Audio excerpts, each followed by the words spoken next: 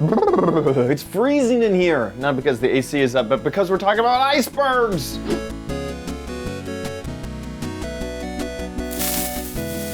Hey guys, it's Chad. Taking a deeper dive into icebergs was something that I sorely needed to figure out. What are all of the little nuanced things that are different about these new structures in Minecraft? So let's jump into it. So here we are inside of Minecraft, and as you can see, we are in an iceberg paradise here. So this is what icebergs look like naturally in the game. Sorry for the game loading in there. And as you can see, they are structures. They're basically like structures. I guess they're more like biomes. But this is what it all looks like. You can see that there's a lot of packed ice, a little bit of normal ice, even some snow. And then also, this is the only place in the world where blue ice, this ice right here, forms naturally. So if you're looking for some blue ice that you don't want to craft yourself, this is the place to do it. I'm actually very, very, very happy that icebergs exist in the world, because it used to be really the best place to get this packed ice, to harvest a whole bunch of packed ice, was the ice spikes.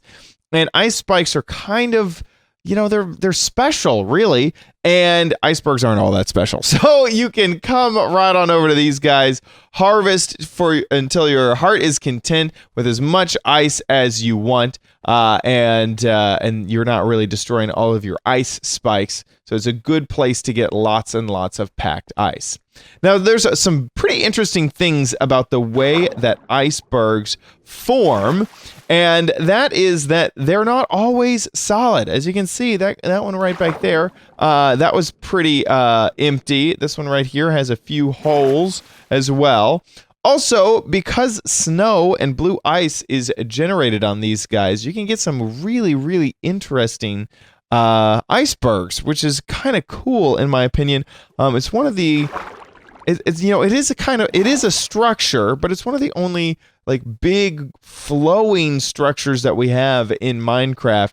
Really, mountains and that sort of stuff, they don't do the same type of justice here. Also, icebergs, as you know, as kind of like a meme almost, that they are larger underwater than they are above water. That's just the tip of the iceberg. So same thing from real life in Minecraft, is that the iceberg structure below water is very, very, very large. So that gives you even more blue ice or ice, packed ice to harvest.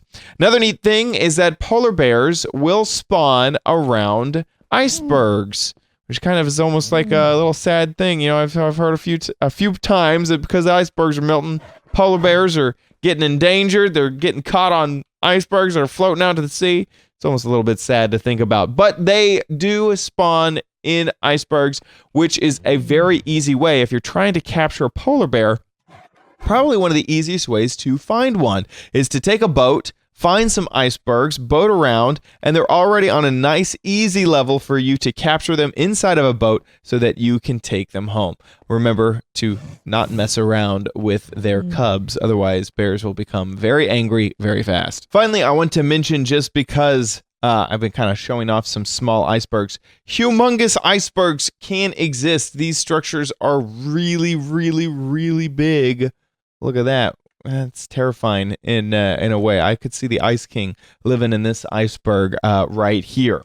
Another thing to mention is that blue ice, one of the reasons you might want to harvest this is because blue ice is more slippery than other ice. So you can use it with boats to go even faster than you do with packed ice or normal ice.